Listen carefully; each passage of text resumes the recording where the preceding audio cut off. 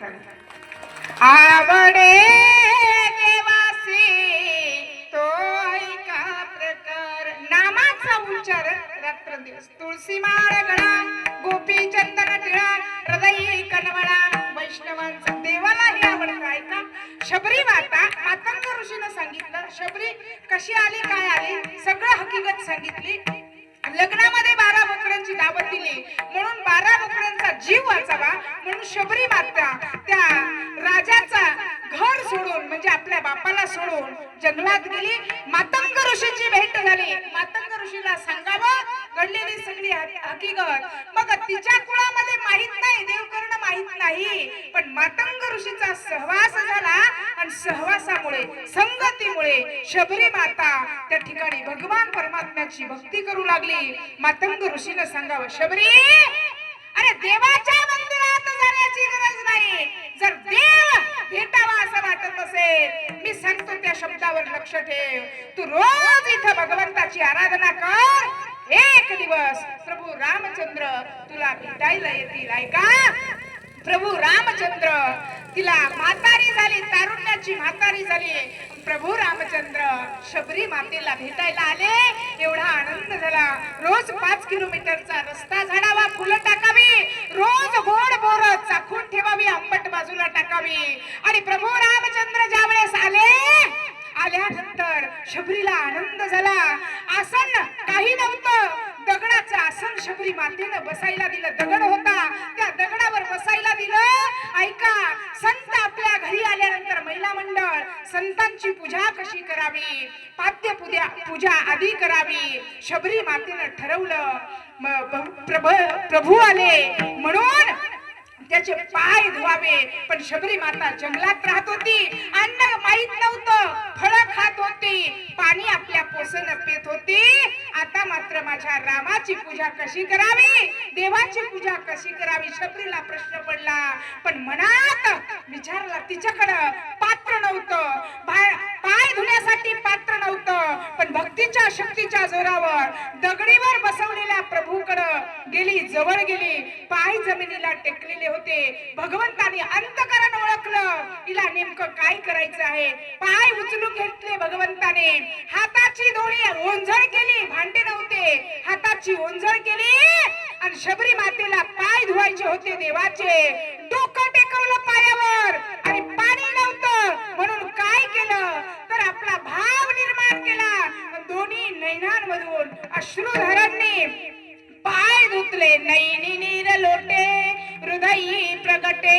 राम रूप त्या शबरी मातेनं नैनांमधून नीर लोटला म्हणजे अश्रुधारा वाहू लागल्या आणि पाय धुतले अरे तिच्याकडे पात्र नव्हतं पण तिच्याकडे भगवंताला पाय धुण्यासाठी पात्रता होती आपल्या घरामध्ये पात्र महत नाही पण हृदयामध्ये संतांविषयी भगवंताविषयी पात्रता नाही म्हणून देव आपल्याकडे येत नाही देवाला जवळ बोलवण्यासाठी देव भावाचा भुकेला हाची दुष्काळ तयाला उष्टी बोर कुणाची खाल्ली बिल्लीनीची खाल्ली आपण जातीवाद करतो पण देवाला उच्च नीच काही नेना भगवंता तिष्ठे भाव भक्ती देखोन या देव भावाचा भुकेला हाची दुष्काळ तयाला मग देवाकडे नेमकं काय मागावं आपला विषय आहे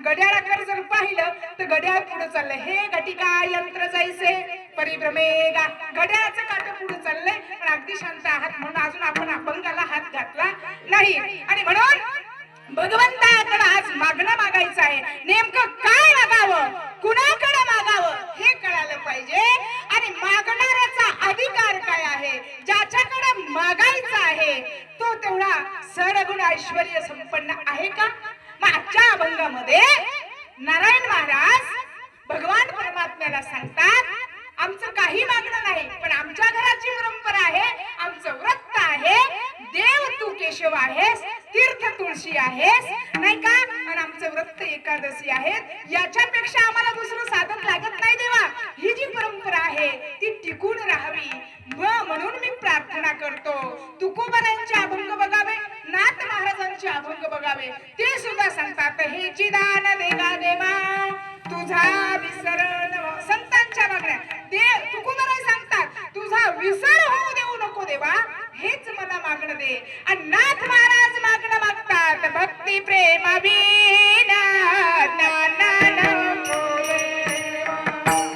भक्ती प्रेमाविना नाना नको देवा.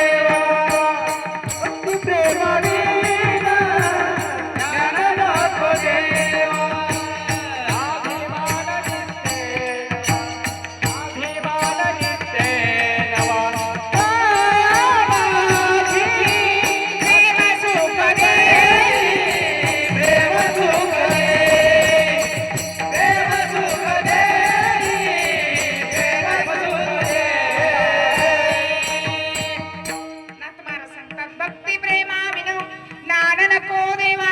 अभिमान नित्य नवा तया माझी प्रेम सुख देई प्रेम सुख देई प्रेमाविन नाही समाधान. अनेक संतांच्या मागणी पर प्रकरणातील अभंग आहेत. प्रत्येकाच्या मागण्या पण एकच देव वसे चित्ती त्याची घडावी संगती ऐसे आवडते मना देवा पुरवावी वासना. महाराज सांगतात चित्त ज्याचा भगवंताच्या चरणाशी आहे ज्याच्या चित्तात देव आहे अशाची संगती घडावी. संतांच्या मागण्या बघितल्या देवाशिवाय ते काही मागत नाही प्रपंचासाठी.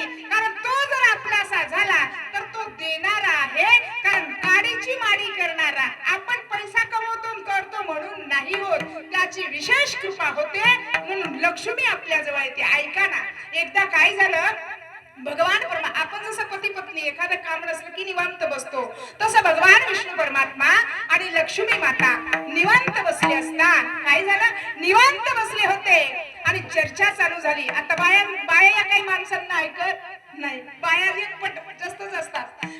लक्ष्मी माता सांगू लागली स्वामी तुम्ही एवढ्या 83 योनी बनवल्या 1,83 योनी बनवल्या पण तुम्ही त्यांना सोडून ह्या मानवाला बनवलं. पण हे मानव बघा ना तुम्ही त्याला पोटासाठी अन्न दिले वस्त्र दिले निवारा दिला तरी सुद्धा त्याचं पोट भरत नाही. तो तुम्हाला विसरून गेला आणि तो मला मानतो. कोण सांगते लक्ष्मी माता.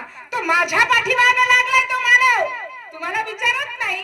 मग ऐका ना काय झालं ऐक लक्ष्मी तुला वाटतंय ना ती तुझ्या पाठीमागे लागले तेवढ्यातच काय झालं दोघांची चर्चा चालू असताना एक अंतयात्रा चालू होती. प्रेत यात्रा चालू असताना भगवंताने लक्ष्मीला दाखवून दिलं की देव मला केव्हा लोक मानतात. मग पैशाचा पाऊस पडला. पैशाचा पाऊस पडल्यानंतर मुलं होती खांदेकरी सगळ्यांनी प्रेत खाली ठेवलं आणि पैसे उचलायला सुरुवात. सगळे प्रेत सोडून सगळ्यांनी पैसे घेतले आणि घरी ते प्रेत टाकून घरी गेले. आणि मग लक्ष्मी माता भगवंताला सांगते भगवंता पाहिलं ना मला सगळे पुस्तक तुम्हाला कोणी विचारत नाही पण लक्ष्मी हे खरं आहे ग पण ते प्रेत पडले ते का तुला उचलत नाही का उचलत नाही. तिने सहज सांगावं देवा अहो ते मेलय ना ते मला कसं उचलेल. मग सांगू लक्ष्मी तुला कधी किंमत आहे ज्याच्यात मी आहे. ज्याच्यात मी आहे तेव्हा तुला किंमत आहे. पाय लक्ष्मीच्या हाती लक्ष्मीच्या हाती पाय लक्ष्मीच्या हाती लक्ष्मीच्या हाती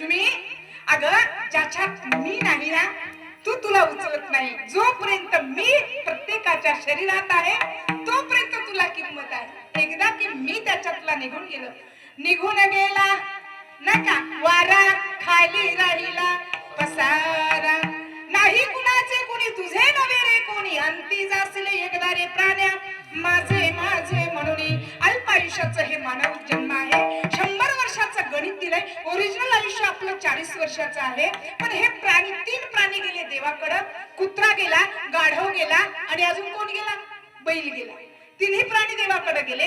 देवा, आम्हाला एवढं वर्ष आयुष्य नको. बैल सांगू लागला, जर मला 100 वर्षाचं आयुष्य दिलं, त्यांना 60 वर्षाचं दिलं होतं, जर मला एवढं आयुष्य दिलं तर हा मानव मला खूप कष्ट करून घेईल, मला दमवून टाकेल. म्हणून 20 वर्ष बैलाने दिले मानवाला, त्या ठिकाणी कुत्र्याचे 20 वर्ष दिले मानवाला आणि गाढवाचे 20 वर्ष दिले मानवाला. किती झाले? आपले ओरिजिनल 40 होते, त्याच्यात हे 20 मिळून झाले 100. म्हणून ओरिजिनल 40 वर्षापर्यंत माणूस नेमकं काहीच करत नाही. हे वय राहतंय करायचं, पण काहीच करत नाही. 40 संपली बाबा, 50 लागली की मग बैलासारखा राब राब राबतो, त्याला राम कळत नाही. मग संसाराच्या पाठीमाग राब राब लागतो. ते 20 वर्ष संपली की मग मात्र त्या ठिकाणी कुत्र्याचं साल लागतंय. मग ह्या नातवंडावर हवा, त्या नातवंडावर सालच कुत्र्याचं लागलंय ना. मग ते 20 वर्ष संपली की गाढवाचं साल लागतंय. मग लोळतो, जीव बी जात नाही. पाहायला लोक गेली की सांगतो, बाबा एकदाच त्याने बोलवलं तर बरं होईल. बाबा तुम्ही कर्म चुकीची केली, तो कशाला बोलवेल? नाही ना, जिवंत असताना उपवास केला नाही. मग डॉक्टर सांगतात शेवटी तुला आता जास्त अन्न नाही, एक टाइम खायचं. म्हणून एकादशी आहे, उपवास करत चला. आता चुकली पण पुढची एकादशी नक्कीच करा. पुढची महत्वाची आहे बरं, 15 दिवसाची एकादशी करावी. म्हणून मायबाप नेमकं काय करावं, देवाकडे काय मागावं आणि कोणत्या देवाकडे मागावं हे कळण्यासाठी जीवनामध्ये संतांची संगती महत्वाची आहे. मग तो देव, तुम्ही सांगाल ताई, तो देव त्याच्याकडे सगळं आहे का? आहे ना. काय आहे? कारण 33 कोटी देवतांपैकी कलियुगामध्ये तो भगवान परमात्मा त्या पुंडलिकासाठी त्या विटेवर उभा आहे, कटेवर हात आहे.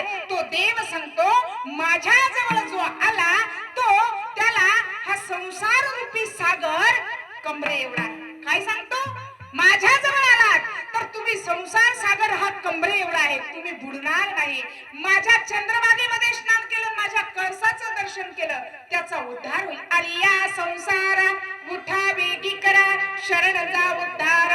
पांडुरंगा देता देवविता, नेता नेवविता, तेथे याची सत्ता काय आहे? निमित्ताचा धरी गेला असे प्राणी, माझे माझे म्हणणे व्यर्थ गेला. मग तो विठेवर आहे, त्याच्याकडे काय आहे? विठेवरी ज्याची पाऊले समान, पाऊले समान, विठेवरी ज्याचे पाऊले समान, विठेवरी ज्याचे पाऊले समान. तोची एका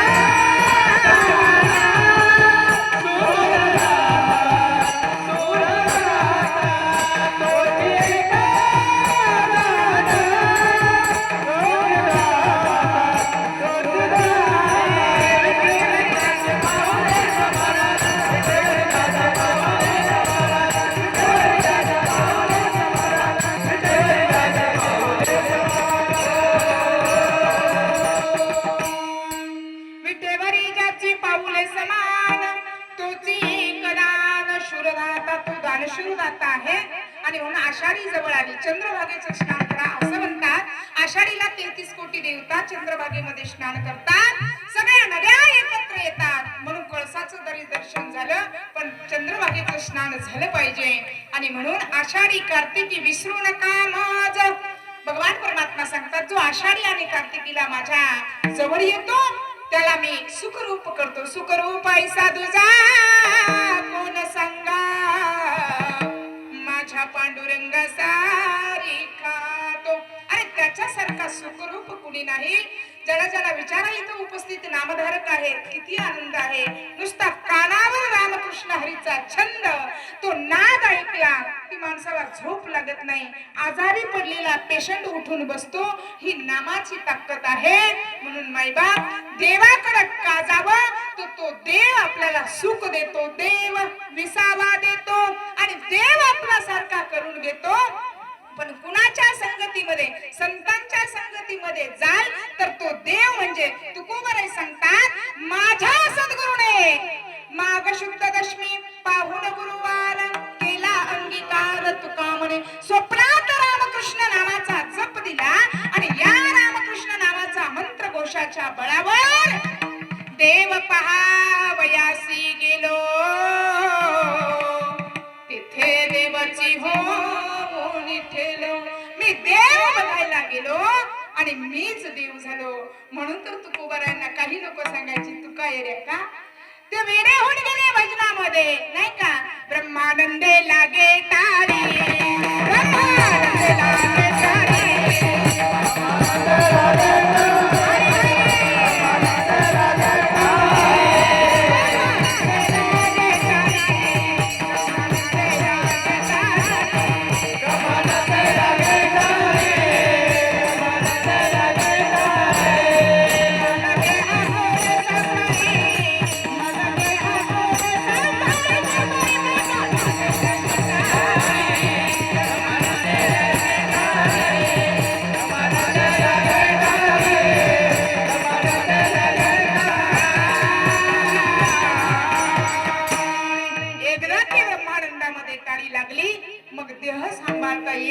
अशी अवस्था खूप बऱ्यांची झाली तुमची माझी सुद्धा अवस्था होईल पण त्या तत्वापर्यंत गेलं पाहिजे बेंबीच्या 3.5 बोट खाली कुंडलिनी आहे आणि ही कुंडलिनी सत्वर उच्चार केला की ही कुंडलिनी मोकळी होते असं म्हणतात अजगरासारखी ही कुंडली गर्विष्ठ आहे सतत उच्चार नामाचा केला मंथुरी नवनीता तैसे घे अनंता वाया व्यर्थ कथा सांगी मार्ग ती कुंडलिनी मोकळी झाली हृदयाच्या स्थानापर्यंत आली की मग अष्टांग भाव साधकाचे निर्माण होतात मग अष्टांग भावामध्ये नैनी नीरलोटे हृदय प्रगटे रामरूप पण इथवर चालत नाही तर इथून त्या कुंडलिनीला या ब्रह्मवृंदापर्यंत न्यायचं असेल तर मनाचा निर्धार पक्का पाहिजे नाही का मनाचे संकल्प पावतील सिद्धी पण जरी राहे बुद्धी याचे पायी तुमची बुद्धी सद्गुरूच्या चरणी स्थिर असेल तो सद्गुरू तुम्हाला या ब्रह्मामध्ये नंदामध्ये घेऊन जाईल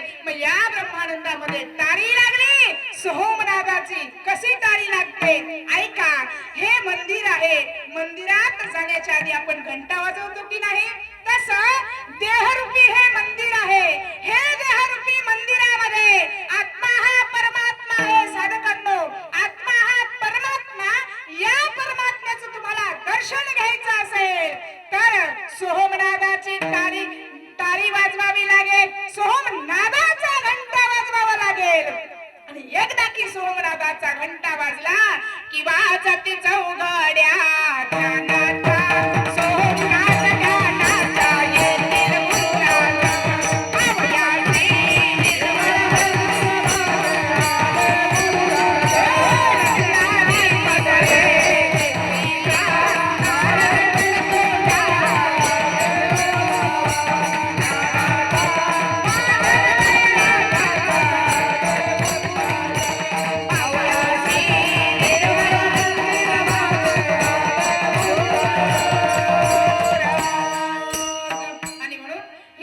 साधकाची झाली पाहिजे बाबा साधकाने मानासाठी नावासाठी गळ्यामध्ये माळ घालू नका तर त्या तत्वापर्यंत जा आणि त्या तत्वापर्यंत गेली तर मुद्रा ती 5वी लावून या लक्ष तो आत्मा प्रत्यक्ष हरी दिसे एकदा त्या आत्म्याला बघितलं की मग जिथे भूते जागी ज्ञानी योग्यास रात्र ती कुणी भक्ताकडे जाणार अरे जिथे भूत जागी आहेत तिथे ज्ञानी योगी असत रात्र ती कारण काळाचाही काळ महादेव तो महादेव कुठे आहे भूतवे ताळ नाचते भूतवे ताळ नाचते भूतवे ताळ नाचते भूतवे ताळ नाचते भूतवे ताळ नाचते भूतवे ताळ